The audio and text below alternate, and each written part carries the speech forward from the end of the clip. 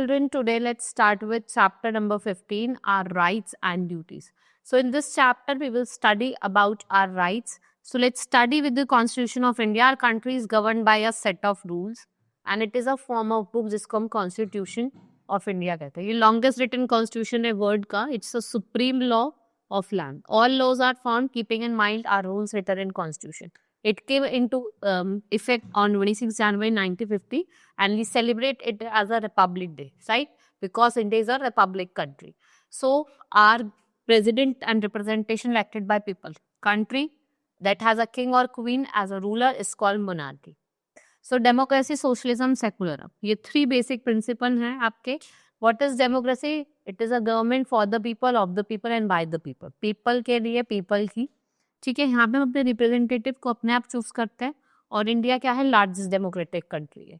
So then we have socialism. We means that people should be treated equally. They should not be discriminated on the grounds of caste, colour और religion. Then we have secularism, which is free to participate in any religion. Then we have fundamental rights. Fundamental rights are the rights of the citizen and they are considered essential for growth and well-being of an individual. Basically, we have 6 fundamental rights. Right to equality, all citizens are equal before the law, irrespective of their religion, caste, class, gender or birth of place. Now, right to freedom, this rights allow citizens to speak and express their thought, move freely and reside in any part of the country, practice any profession, peacefully assemble or form peaceful groups. Then we have right against exploitation. This means no person can be forced to do any work against his or her will. It does not allow employment to children below 14 years of age. Right to freedom, it's right to choose, practice and promote an religion. Then we have cultural and education right. It is guaranteed that right to maintain their own culture and language. It allows minority to set up and run educational institution of their choice and develop their own culture. Then we have right to constitutional remedies. अगर आपकी बात नहीं सुनी जा रही है, अगर आपकी फंडामेंटल राइट्स को क्या करा जाता है, नेग्लेक्ट करा जा रहा है, तो आप हाई कोर्ट और सुप्रीम कोर्ट जा सकते हैं. Now fundamental duties.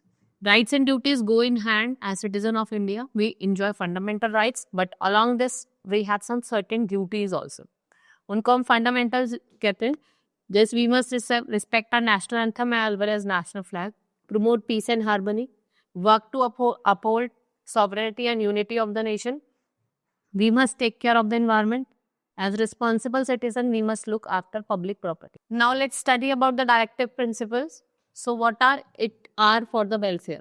Like we have provide proper living condition, work for everyone, ensure that some people do not become rich by exploiting it. ऐसे नहीं होना चाहिए कि कुछ लोग बहुत पैसे वाले जा रहे हो दूसरे को exploit करें. Provide free and compulsory education, protect the interest of scheduled caste, scheduled tribe and other backward classes. Right?